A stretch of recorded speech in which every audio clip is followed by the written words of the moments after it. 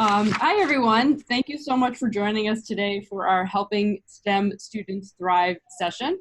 I'm Patrice Prusco, and on behalf of the Women in STEM Cooperative, welcome to our online learning series about expanding participation of women in undergraduate education and supporting women and underrepresented students and as they have their journey throughout their educational experience.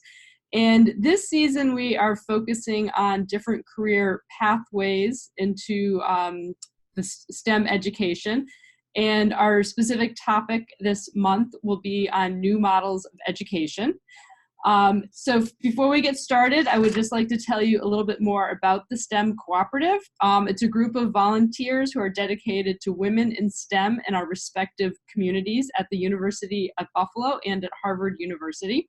This series is our attempt to address some of the systemic issues and challenges in improving retention and persistence for women in STEM. And we do have several people registered for this webinar series. Currently, we have over 140 colleagues representing 56 institutions of higher education and 8 other organizations from 4 countries, work this time? and 25 states. And I just learned that we actually even have somebody from Thailand, so welcome. I know that's a pretty big time difference. In addition to sharing out knowledge, one of our goals for this session is for us to help you build relationships and community around this topic, and hopefully by hearing what what work other people are doing, it might help you to brainstorm ideas for programs and initiatives at your university. And as part of that process, we really encourage you to raise your hand if you want to ask one of the speakers a question or back channel in the chat box. And I will be monitoring the chat box when the speakers are talking, and we'll let them know if there are any questions for them. So today we have joining with us, our first speaker will be Callie Morrison. She's the Associate Dean, AVP, Alternative Learning, American Public University System. She manages and implements the university's vision and strategy for creating and sustaining innovative approaches to learning. She oversees the Prior Learning Assessment Program, the Momentum Competency-Based Education Program, and innovative offerings such as micro-credentials. Then Robin Sullivan at the University of Buffalo. She is Head of Media Services, University Libraries. As an Emerging Technologies Librarian and Head of Media Services at the University at Buffalo Libraries, she conducts research regarding innovative digital pedagogy and assists students, faculty, and other stakeholders to explore and implement established and emerging technologies that support teaching and learning. And then we're lucky to have Nanette Giles, who is the Director of Operations and Program Management at the Tandem School of Engineering at NYU. And she is the educational administrative professional with extensive program and project management, product development, and team leadership experience. So Callie, I will turn it over to you. And I was hoping that each of our speakers could start just by briefly sharing the story of their journey. If you have anything you'd like to share about your educational experience and just how you end up doing this work, and really the focus on helping students persist in these areas of study. Awesome. Thanks, Patrice. I'm Callie Morrison, as she said, and she gave me a beautiful bio there, so thank you. My journey started out as a really traditional student. I went through a 4-year program, but I did start in a very male-dominated area, and actually kind of fell victim to what a lot of women do, right? Where I was asked to do things that I didn't feel were in alignment with my values in my program of study, and so I left, which kind of set my academic journey in a whole different direction. So I have a bachelor's in public relations, not because I was passionate about that in any way, but because it was the one degree I could get and still get out in 4 years. So I knew the degree was what mattered back then, and getting out is what mattered. So my passion for providing alternative ways for people to learn and be recognized for what they've learned stems from watching my dad not be able to realize his dreams of a college degree because, or of a, I guess, of a bachelor's degree, I should say. He has an associate's. So to not be able to realize that dream because he chose family over school. And now we don't have to have students make that choice. They can work the two together. So that's a little bit about, you know, why I do this. I do this because it provides opportunity for students who wouldn't otherwise have it. So I'm going to see, can I share? Yes, I can. I'm going to share just a few slides with you all, kind of about what CBE is, and kind of cheesily, because I make cheesy slides, I named it What is CBE and Can It STEM? So let's see, is it gonna, there it goes. So the one thing I want to note about competency-based education is that there is not a national standard definition for what CBE is or how it operates. The closest that we come to that is this one here from the Competency-Based Education Network. I wonder what happened there with my CBEN. And it states that CBE combines an intentional and transparent approach to curricular design, and you'll see I've bolded this, with an academic model in which the time it takes to demonstrate competencies varies and the expectations about learning are held constant. So rather than having a set, let's say a set class time frame, and what you learn in there is what you learn. Maybe you only learn 50% of the material, but, you know, or 60% of the material. And so you get a 60% and D equals diploma, right? Whereas in competency-based education, it might take you 6 months, it might take you 3 weeks in order to learn that content that you need to learn. But everyone is held to the same level of learning, of hitting that same level of mastery of the content or proficiency in the content in order to be able to move forward. So, you know, schools do that different ways. We do it by really robust rubrics that the faculty grade against so that there's some consistency from one to the other. But across all of the programs that I've studied, I've seen that that kind of time is variable and learning is constant are two of the key things that carry across all of the ways that people implement competency-based learning. And then, it, you know, as it goes on, it says students acquire and demonstrate their knowledge and skills by engaging in learning exercises, activities, and experiences that align with clearly defined programmatic outcomes. Some could argue that we've been doing this for years in schools who have really well-defined learning outcomes. I think the big difference, and you'll see in a minute, we have been doing this for years, since the 70s at least, and I trace it back even a little further. But, you know, a lot of schools are just now coming into where they are standardizing learning outcomes. They're using the same ones across all sections of an institution or of a discipline. So for some, that is a little newer. Sorry, and yeah. Reminder. I just want to remind everyone to mute. That being a thing we can do, and if we're still in the pilot phase, it's not a big deal to do that change. Let's see. There we go. Okay. And then the next, piece of it is that learners earn credentials by demonstrating mastery through multiple forms of assessment, often at a personalized pace.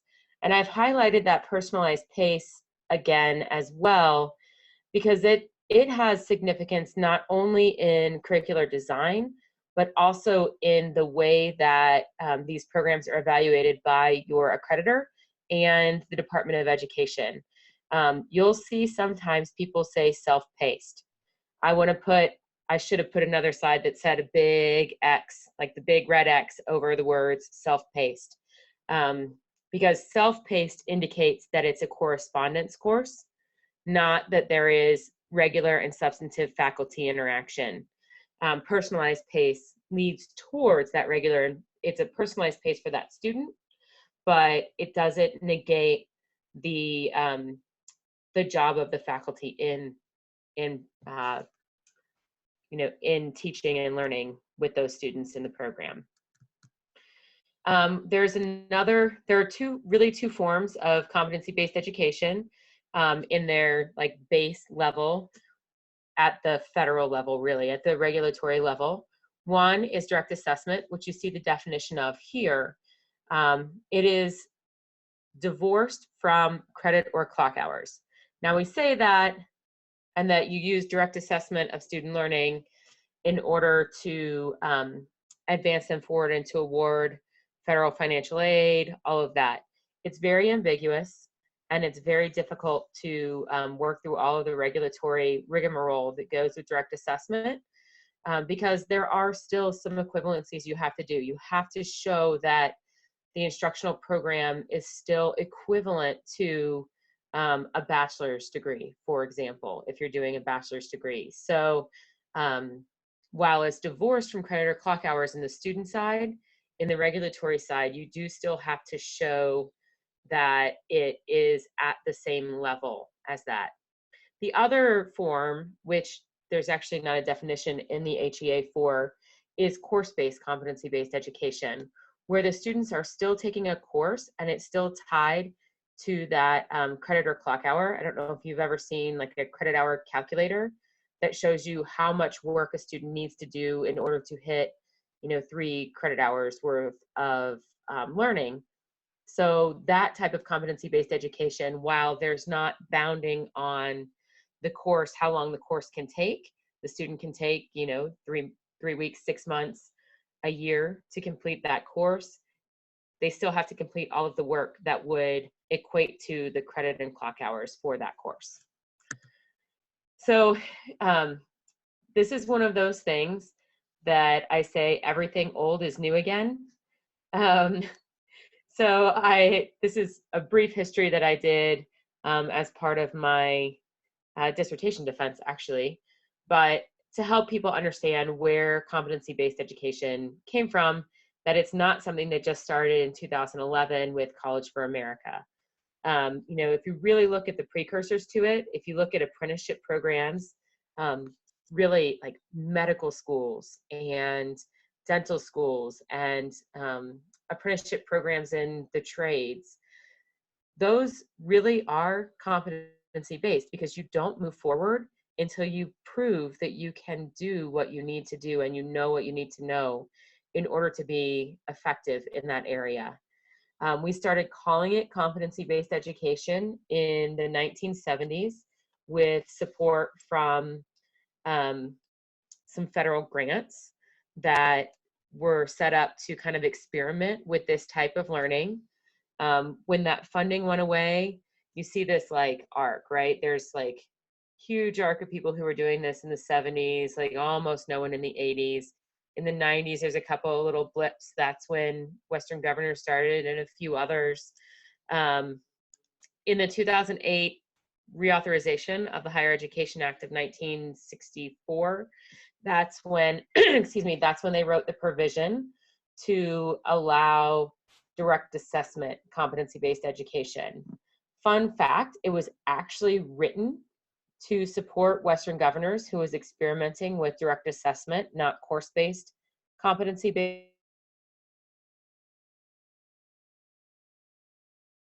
Uh-oh, I went away there for a minute, didn't I? I'm so sorry. I think I stopped off at HEA reauthorization, which allowed direct assessment. Okay, good. Let me reshare that screen. So the reauthorization allowed for direct assessment, but WGU chose to stay with course-based even after the provision went in.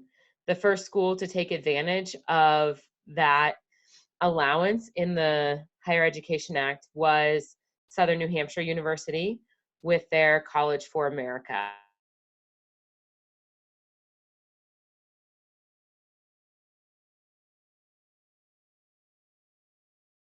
Okay, I'm going to stop my video because I think that that might be part of what's kind of messing me up there.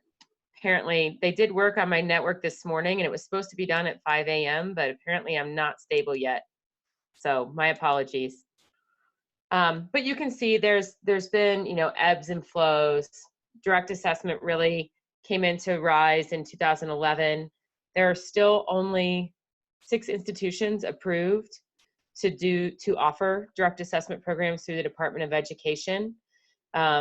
But there are many, many, many more who are doing course-based, competency-based education, or what I like to call competency-enhanced education, where or competency-enhanced learning, where they're incorporating competencies into courses, but not necessarily divorcing from the time frame of a semester or a typical course.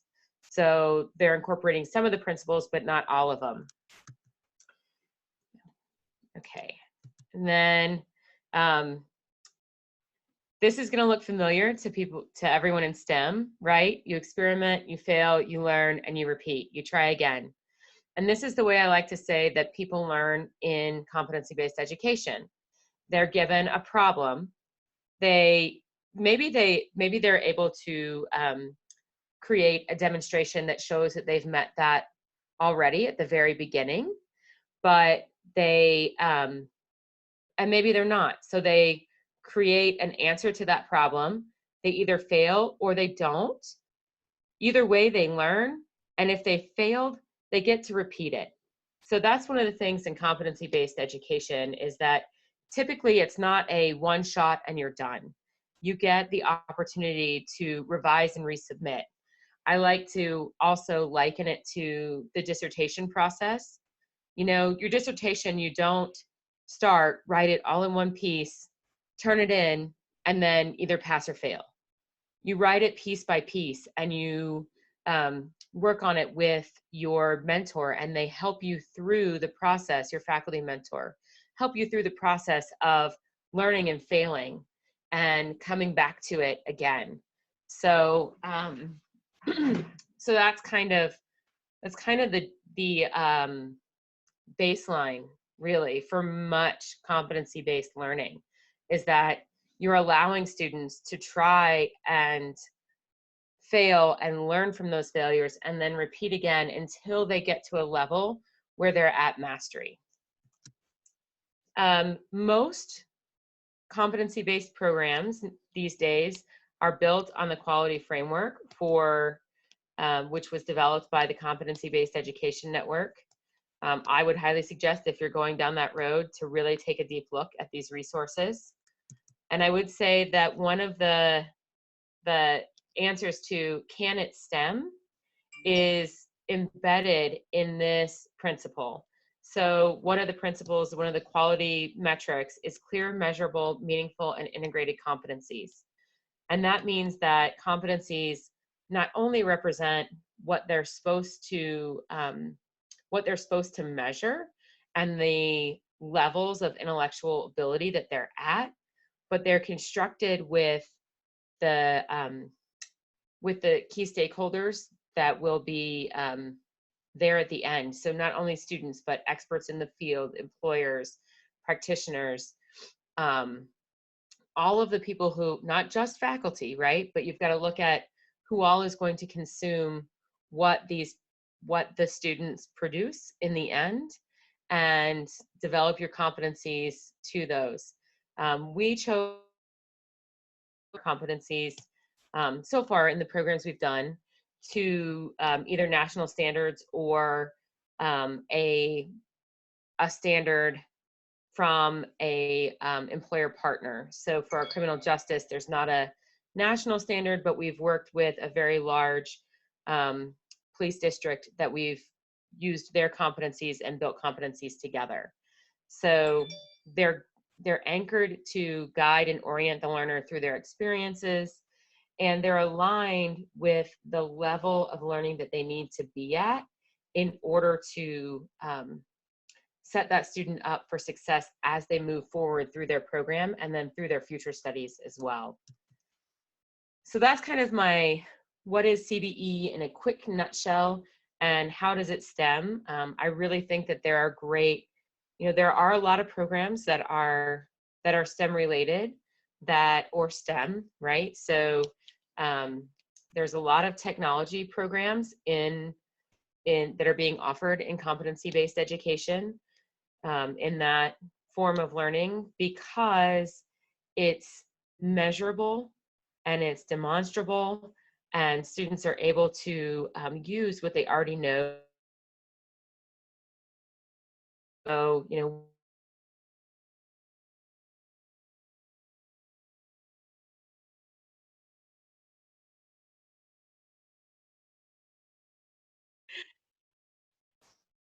I am so sorry. But luckily we're at the end of what we were doing. So if anyone has questions, I'm happy to answer them. Or if anyone wants a deeper dive, I'm happy to do that another time as well. Great. Thanks so much, Callie. And yes, if anyone has any questions, please feel free to type them in the chat box, and we'll also have additional time for Q&A at the end. So next, I'd like to welcome up Robin Sullivan, who is going to talk with us about badges. Okay, hi everybody. And let's go back to the beginning there. So thank you very much, and thank you for the opportunity to share information through this webinar series. And I'm going to talk a little bit more specifically about micro-credentials and badging as an alternative learning pathway. And my contact information is up on the screen. Again, I would also be happy to talk with anyone outside of the webinar, and that information will be up at the end also.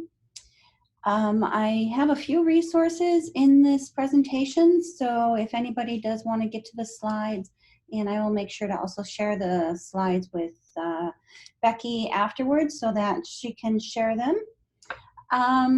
Just wanted to, Patrice, thanks for kind of framing it. I did put some information in about my path as through education, and I am one of those non-traditional learners. That title, I think, is falling out of favor nowadays because the non-traditional learners are now becoming the traditional learners. So, right out of high school, I was trying to toy with going to college or not. And it took about a decade later, I said, okay, we'll just do one course to go further into the workforce. And okay, so how about just one more course? And found a certificate program and moved in that direction. And from there, it was kind of history. I'm now a definite lifelong learner. So through the time since I've been an instructional designer for many years through the University at Buffalo, and now I am with the university libraries. Through that time, I've seen a lot of educational innovations, and it does sometimes take quite a while for these innovations to catch on. Some of those ideas, online learning was talked about decades ago. It was available decades ago, but now I think it's really finding that it's becoming much more commonplace. E-portfolios was one of those other ideas. Nobody really had any idea what an e-portfolio is.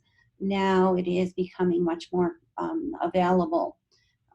Clickers, badges is something that I've really been starting to look at, and I'm looking forward to learning more about the VR/AR. That's kind of the newest step in that technological educational innovations. And I do remember looking at a little video on my screen. It was about the size of my pinky fingernail, and it's like, oh wow, look at that, you can really see video, it's coming through the internet. And look at us now. So just being able to chat with somebody on the other side of the world, it was a phenomenal experience. So that's just kind of an introduction to say how Everything is an evolution, and micro-credentials, badges, and as Callie had said, they've been around, competency-based education has been around for quite some time, but sometimes it does take a while to become kind of an everyday circumstance. When I was first introduced to digital badges, that was, I think, around 2012, a very respected colleague in the SUNY system said we should put digital badges on our professional development program. And I was quite resistant. And I said, we don't need those silly gold stars. It's, for kindergartners. These are faculty that we're working with, the professional development programs that we were developing. They're never going to go anywhere. Well, I'm eating my words now, because the faculty who are in some of our programs are often, sending an email. It's been 24 hours and my badge hasn't shown up. I need to, show that I've completed and I have earned the right to display this from the skills that I've used in this course. So just to go a little bit further on that, a digital badge is much more than the image. A lot of people say, oh, it's just a graphic. There is a lot of information behind that graphic, and that's what makes that digital badge much more meaningful than just a little gold star. So there's a lot of data packed inside the badge, and I thank the Badger company for producing this graphic. If you look inside the digital badge, you'll see the criteria that was necessary for the earner to accomplish to get the badge. You'll see who has issued the badge. And so if you look at a badge on somebody's LinkedIn page or their portfolio, you can click on it and it will take you to a page that says this was issued through the State University of New York system or issued through whatever organization. Another really important piece is that the digital badges will often link to the evidence. What was created, or how can the learner demonstrate that they have met the criteria that was identified. So there's a lot of information in a digital badge besides just a pretty picture. So I'm at the University of Buffalo. It's one of the 64 SUNY campuses. We are one of the larger research institutions, and I would say we are probably one of the very first institutions who has implemented the Office of Microcredentials. And a colleague, Ann Reed, runs that office, and she was unfortunately not able to be here on today's call, but I'm sure she would also be very interested to connect with any one of you to have conversations about the process of developing the microcredential programs that are now available through UB. So this is the definition that they provide on the website, that UB microcredential, it's smaller than a minor certificate or a degree program, and it's meant to equip a learner with the opportunity to showcase their achievements and everything that it took to get there. On the screen is the link to the UB Office of Microcredentials website. You can see the various programs that have been implemented. I think it's only been implemented for the past year or two at the very most. But there are a lot of for-credit and non-credit opportunities of stackable digital credentials that can be earned and be participated with either as something that will eventually end up on an official UB transcript, or some of the other ones are not in that capacity. So this is just one of the taglines that the UB office uses, is that here is how learning gets personalized. And I think that's key, is that with digital badges and micro-credentials, you're no longer confined to one institution for an entire education. You're able to kind of pick and choose. These are the competencies that I wish to address. This is the area that meets my interest. And you can kind of tailor and put together kind of your own personal portfolio or your own story that is then shown to the world through your badge collection. This is what I'm interested in. This is what I've learned. This is what represents me. And so I think another tagline is that the badges represent the skills you need and proof that you have those skills. Just a small statistic is that there are a third of all AAU institutions who have some type of micro-credentialing. So you might talk to people on the street and you'll ask them what a micro-credential is, and many, many times you're going to have a very confused person. This is not commonplace yet.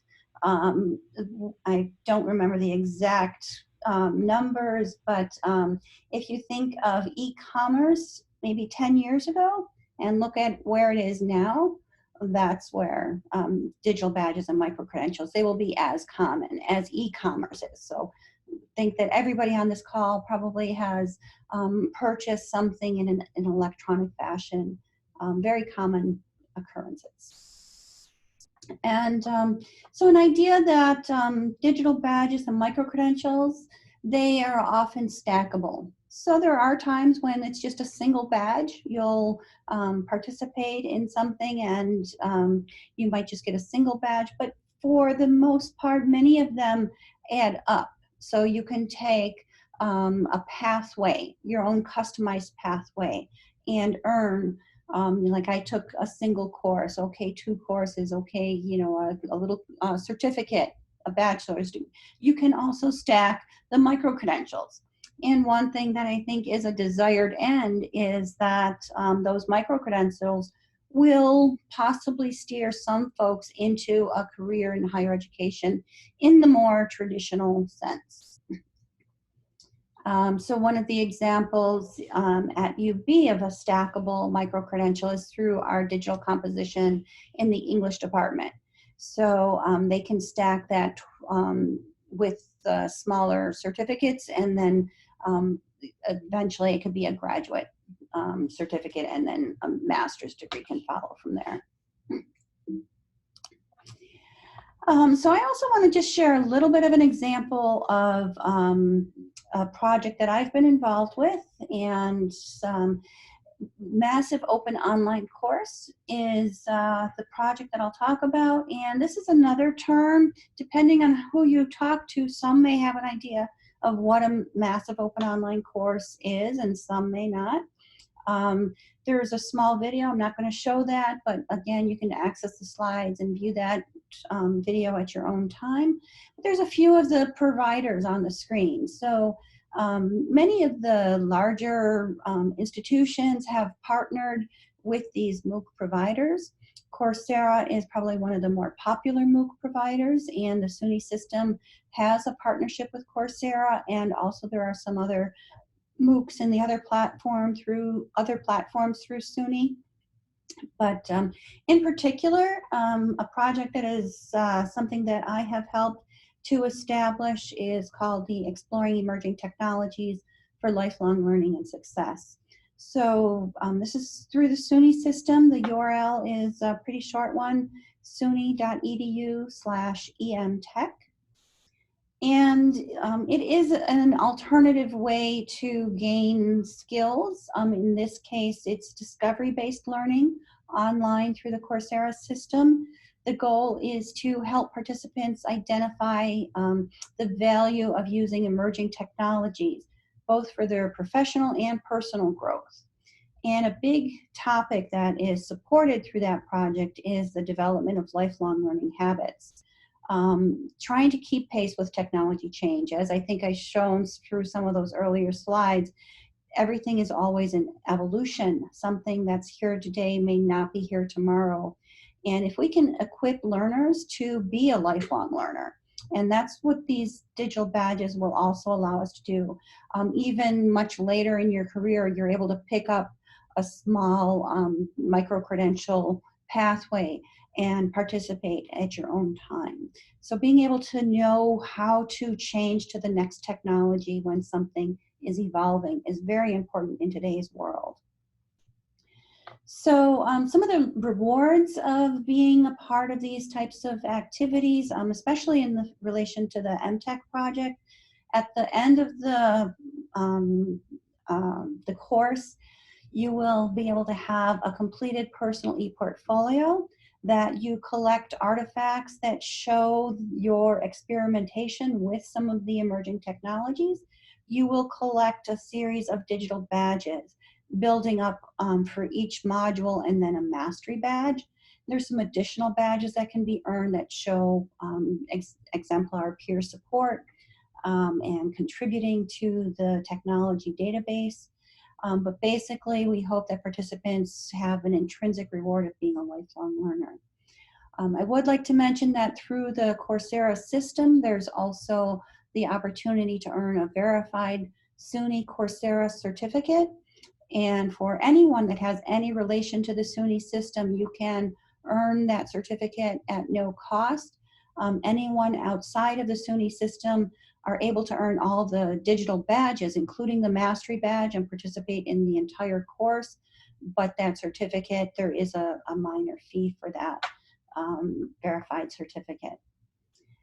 So just wanted to show some, there is a global reach to these online opportunities, and so you do have learners from all over the world working together.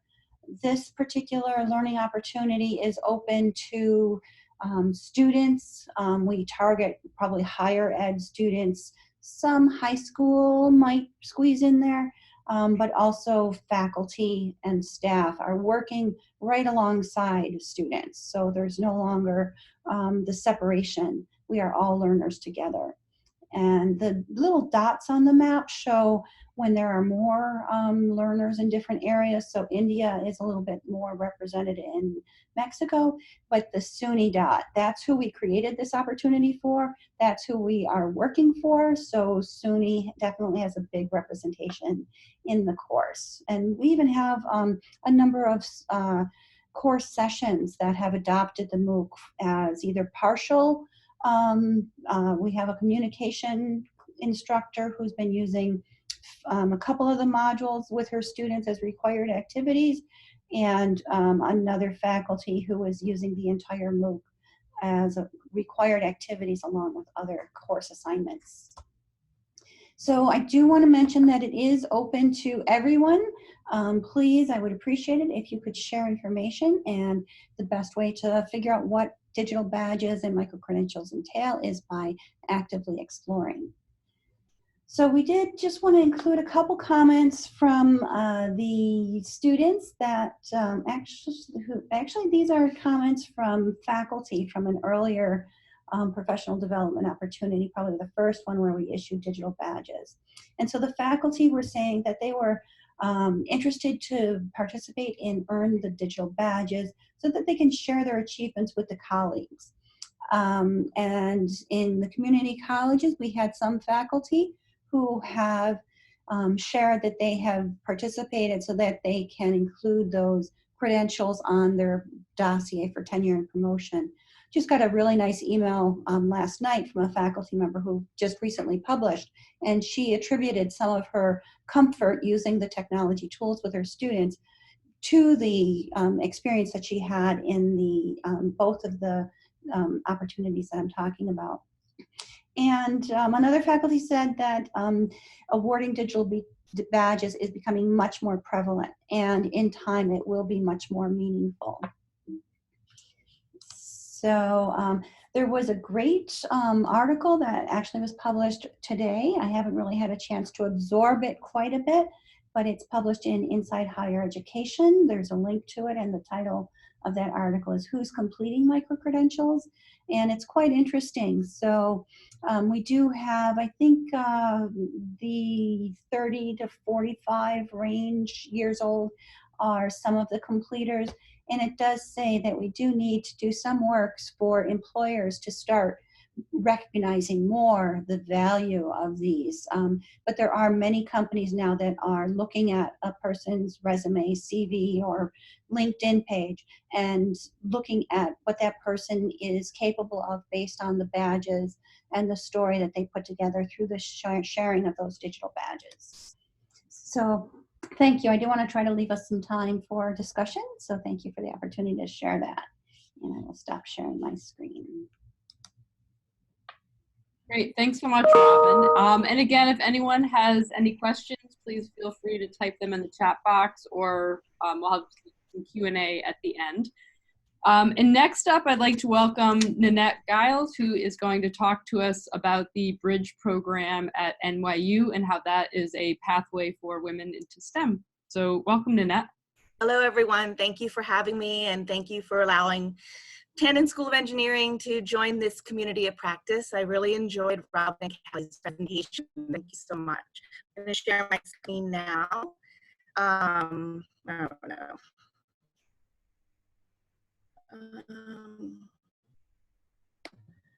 When that happens, I don't know.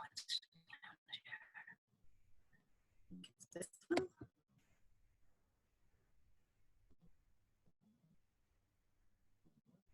Zoom makes it very complicated to share your screen.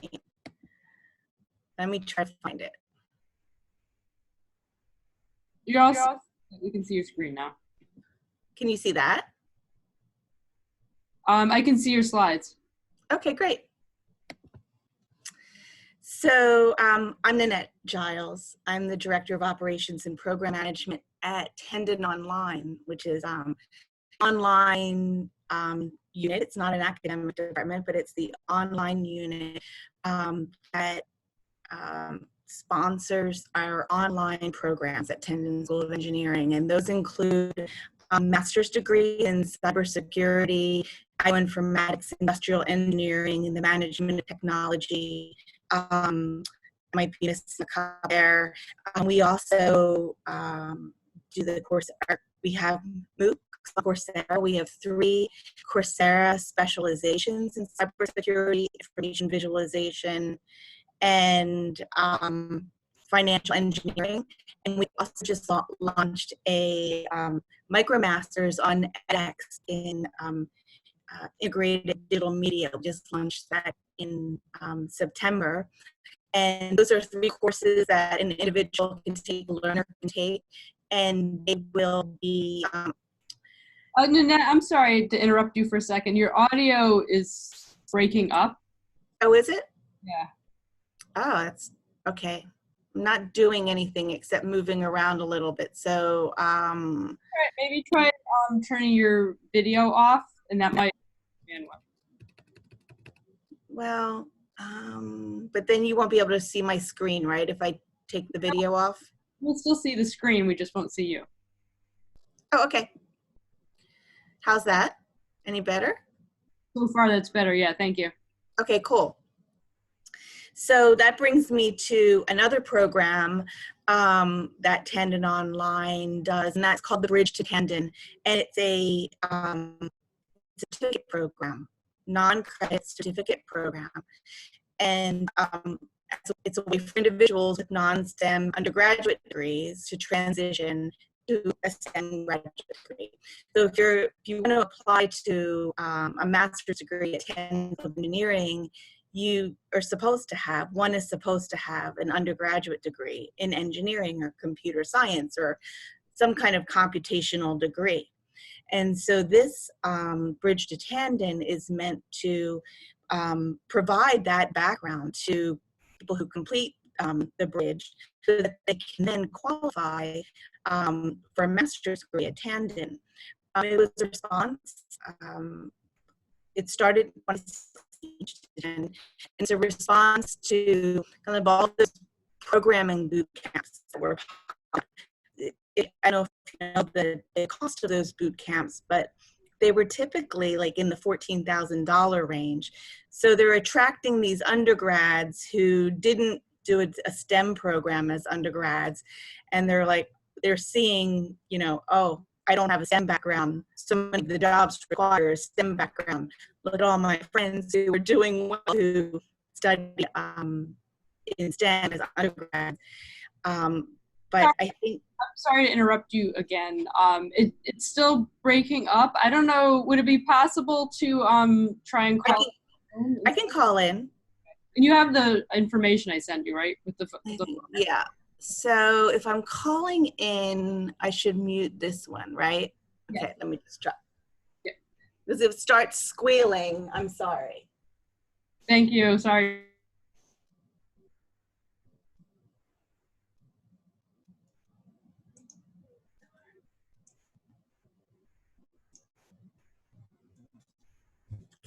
calling it. Just make sure I have this muted.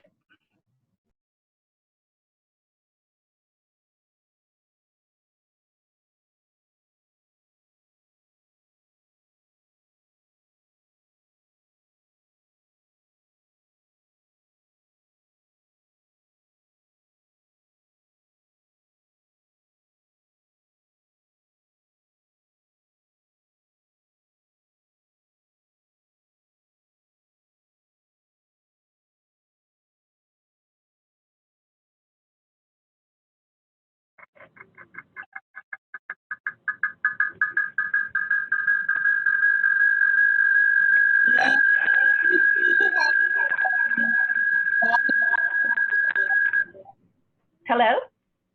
We can hear you now. Okay, great. Did you want me to start over?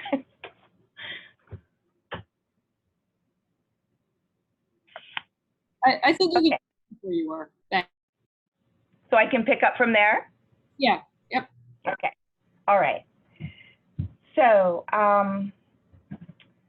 the one thing that's very important about Bridge to Tandon is that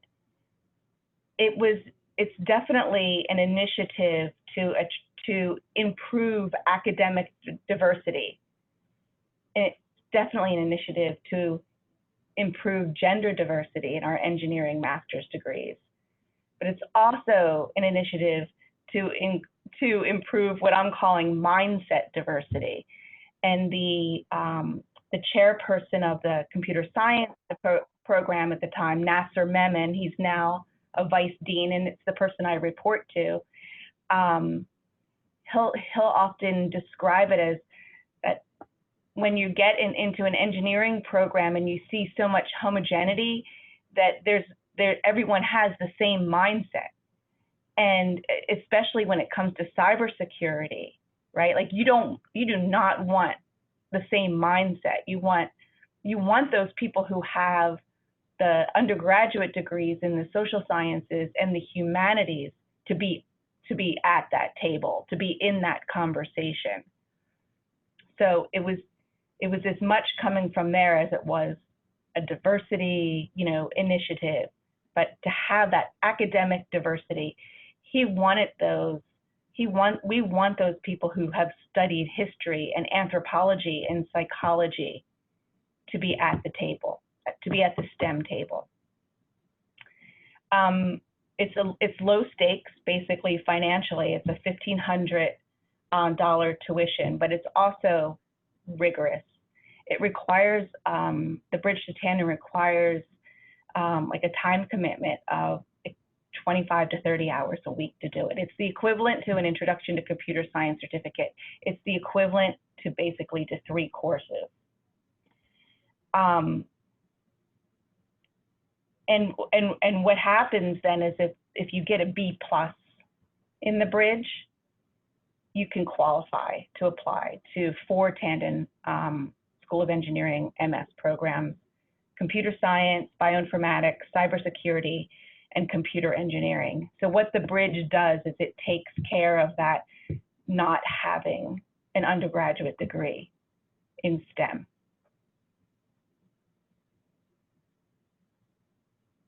And this is just a graph that kind of shows the growth of the Bridge to Tandon since it started in the summer of 2016.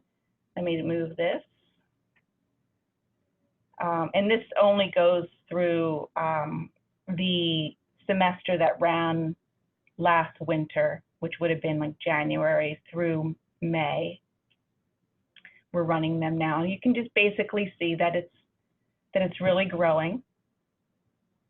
You can also see that it's the applications and admitted students, while those are very high, it is a rigorous program and a lot of people don't complete it. So you're going to see the people who complete it is this blue color right here compared to the people who enrolled, individuals who enrolled. And there's a reason, like we want to keep it rigorous. Tandon wants to keep it rigorous because it is a selective school of engineering. And so that was a way, this is how the bridge program, got through the faculty and the Senate, and was approved as a program that would qualify people to not have to have an undergraduate STEM program. So this is a slide that kind of shows the conversion of people who completed the bridge with a B+ or better to applying to our Tandon MS program. So 162 people over the past several years. That's an aggregate. 162 learners completed the course with a B+ or better. 128 of those applied to an MS program. 121 of those 128 were admitted, and 104 are currently enrolled or have already graduated. And here's the gender distribution of those who have identified their gender.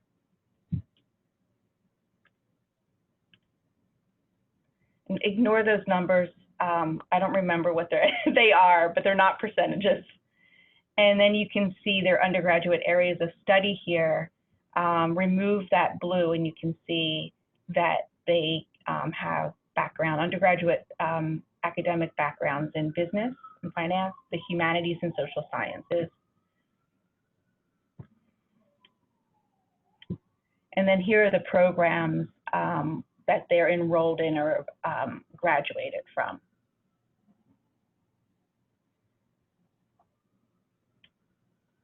And then this chart, I wanted to share it. This is for transparency. This is something this is data that we just reviewed in the Bridge program meeting only a month ago with the computer science department. And it definitely presents issues where you see that the number of females and males, that distribution of receiving a B+ or better, earning a B+ or better in the Bridge. 182 of the 552 who completed it received a B+ or better, and only 28% of those are female. Almost 72% are male. And then you have the B+ or better completers who were enrolled in an MS program or graduate. That's 109 students. And again, 32%. I have to let me figure out that number. 102%, 109 of the 182 enrolled in an MS program. Okay. And then this is how, once they're in the program, their cumulative grade point average. With females, only 30% of those who have a 3.0 or above are female.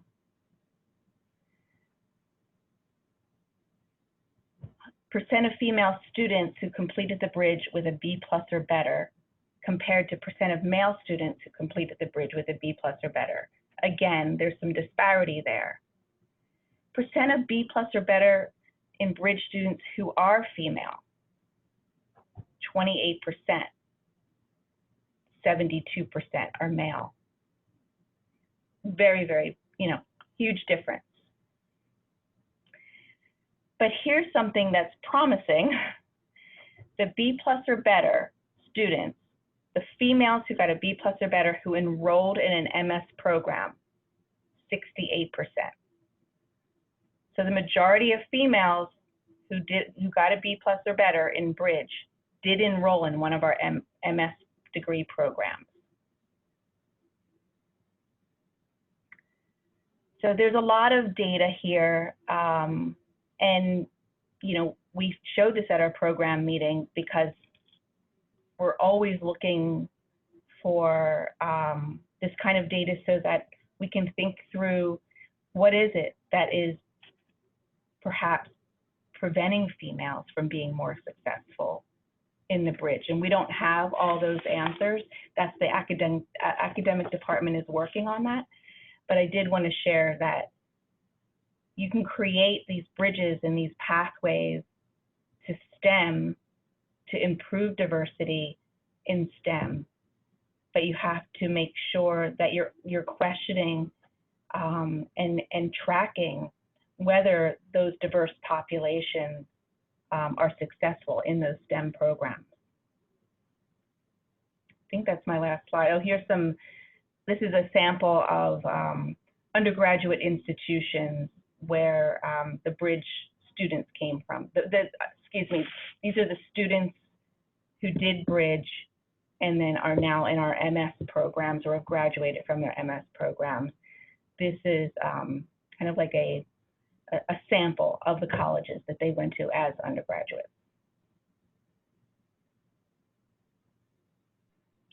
And so that's it.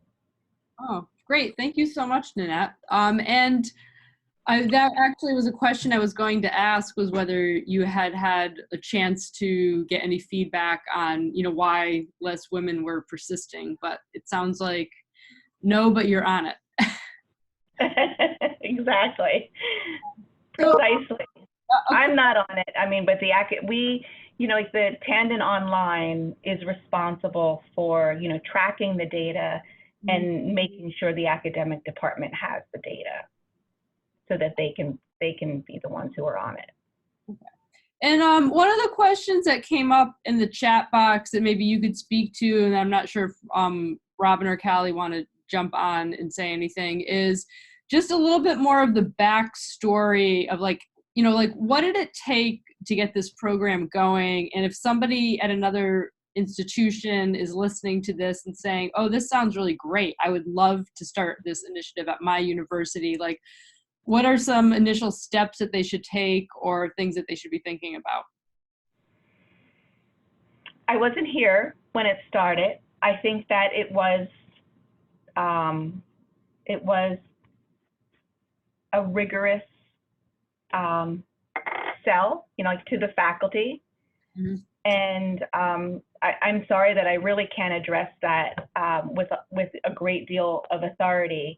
I would say that operationally, it's also something to consider, because I'm the director of operations, is the operational footprint of such a program, and it is a big operation. We run. I can show you. I'm still sharing, right? Let's see.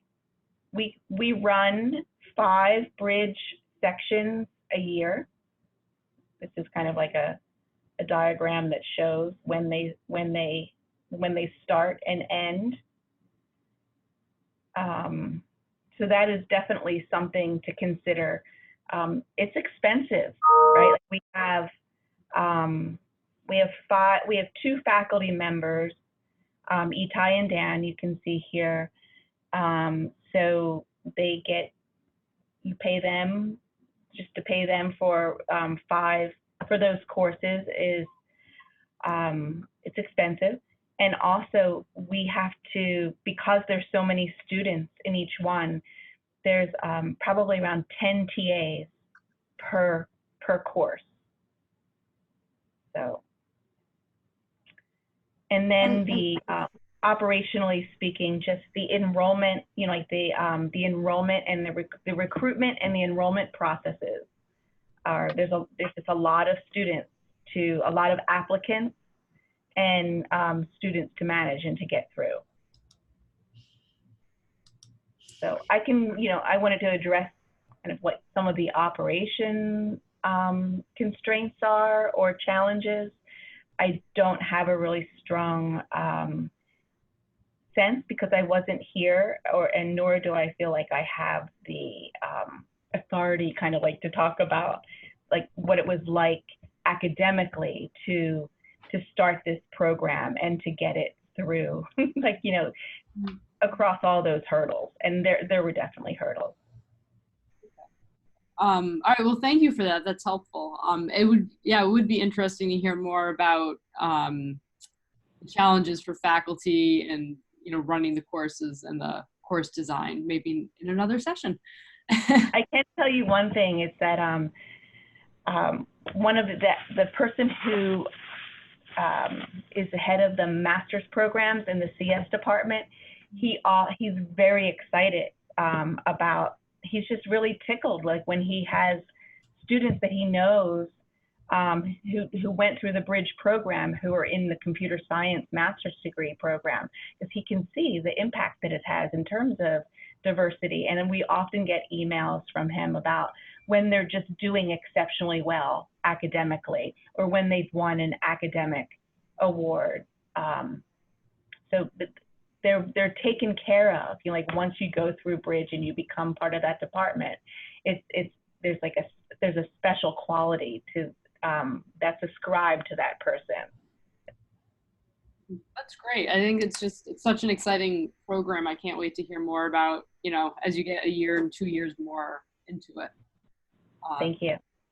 And I don't know, Robin, or I know, Callie, you answered the question a little bit in the chat box, or Robin, if either of you wanted to say anything about, you know, what it took to get your programs going, and, you know, suggestions you might have for other people that might be interested in pursuing this. Yeah, so I can talk a little bit. So both through the SUNY system and through the University of Buffalo, there were some task forces that were organized to specifically look at micro-credentials to figure out, you know, how useful, or, you know, what describes them. And so through SUNY, there was the Faculty Access to Computing and Technology group that had organized the task force. And Patrice, were you a part of that when you were around, or was that right before you were leaving us? I think that was around when I departed. Many different groups who got together and considered, in one of the slides that I actually took out of my presentation right before our session was a slide that links out to the SUNY microcredential website. So I do, if I can share that real quick, beauty of Google Slides, I was able to put it right back. So the link to the SUNY microcredential website is now a part of that slide deck that you can then access. And so I think some of the things that were described through the SUNY task force is that the microcredentials through SUNY should be competency-based. They should be endorsed by the institution, so on the specific campus that's issuing the microcredentials. There should be an avenue through faculty governance that is approving this process, and designed to be meaningful and high quality. And so UB definitely follows all of those ideas, and UB had kind of their own task force that was implemented, and I was kind of a part of both of those. Just a lot of conversations. Another thing that you'll find that's really valuable on the SUNY microcredential website is just a list of taxonomy and definitions, because a lot of people aren't really sure what they are and what describes the different pieces of it.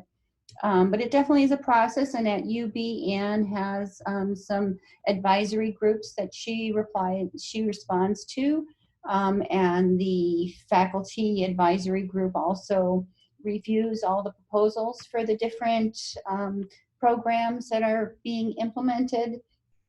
And so it was certainly quite the process, and I'm sure we're always learning every single day how to change and improve that process. And it does take time and talent, and the Office of Microcredentials was an office of one. I think it's graduating to the office of two in the very near future. And we're a big institution, so yeah, it's a lot of things to take into account. So I think that kind of describes our history a little bit. Thank you. And then, Nanette, there was a question in the chat about the 24-week and 17-week time frame. If you could just talk a little bit more about that.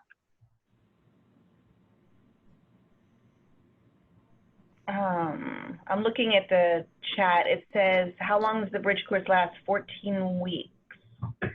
No, we run two time frame categories. One is you can do it in 24 weeks or you can do it in 17 weeks. And we run 3 sections of the 24 weeks and 2 sections of the 17 weeks annually. Does that answer it? So then does it take 1 year for the person to go through the program? No, it would take them 24 weeks or 17 weeks, depending on which one they choose.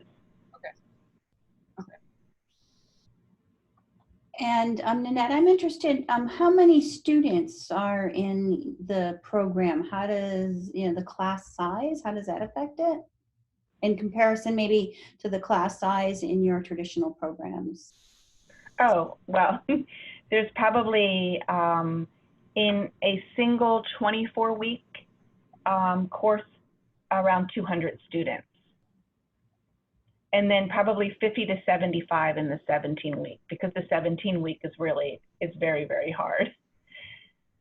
It's condensed and thus more rigorous.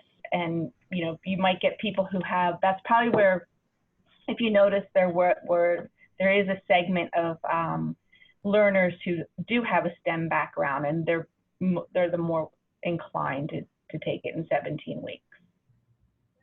And I have a follow-up question to that. You had mentioned, I think, that there were roughly 10 TAs. Could you tell us a little bit more about like the ratio of TA to student, and if there's any type of if you're familiar with this, I'm thinking about the design. Like, do you use peer review where the students are providing review to one another, or do the TAs do most of that work? The TAs are doing the grading, and the TAs, so there'll be some TAs that are assigned to do the grading, the assessments, and then there are some TAs that are assigned to make sure they're in the discussion forums and that questions are being answered.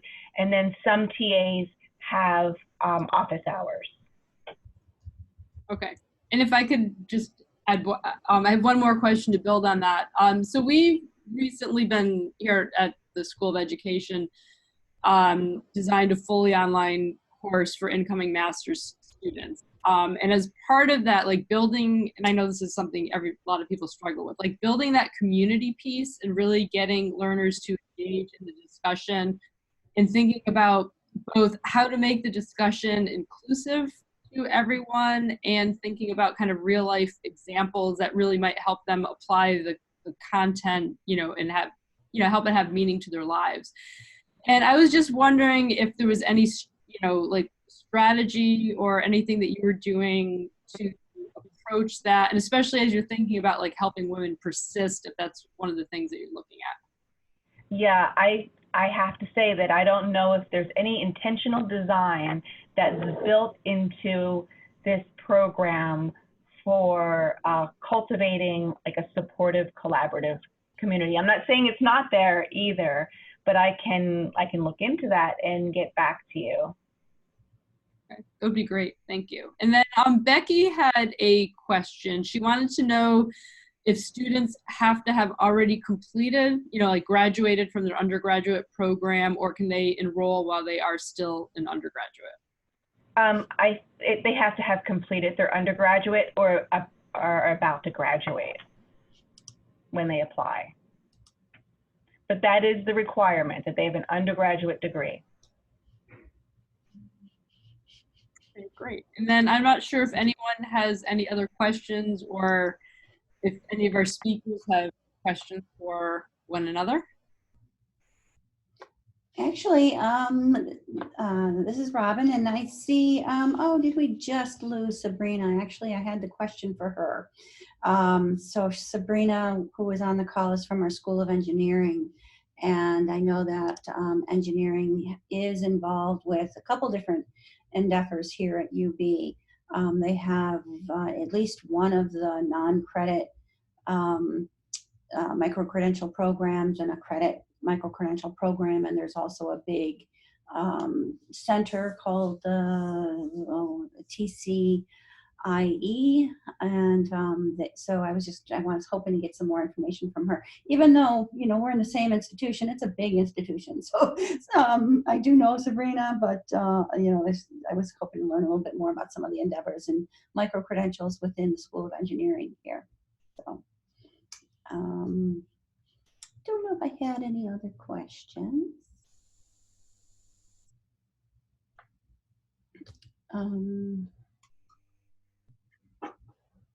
Okay, well, if anybody thinks of a question as I'm wrapping up, please feel free to put it in the chat box. And just a reminder that our hashtag is STEMStudentsThrive. And Robin and Callie, I know, are both on Twitter. And Nanette, if you are and you want to share that in the chat, people can use that as a way to contact you and reach out. And I did mention this in the chat, but we will share the recording and the slides with everyone who's registered for the program. And our next session, we are taking December off. Our next session is January 15th, and we will be discussing fully online programs. And we will actually have another speaker from NYU as part of that program. And we will be hearing on some research from Andy Saltarelli, who's at Stanford University, and he's going to be talking about some MOOC research they did with respect to some of the things we were talking about in the design of the course and discussions and how that impacts women's persistence in STEM MOOCs. And so Becky will be sending out reminders and sharing additional information on our next session. And thank you everyone for your time and attending today. Yes. Thank you for the opportunity, and thanks for everybody who participated. Great. Thank you, everyone. Bye.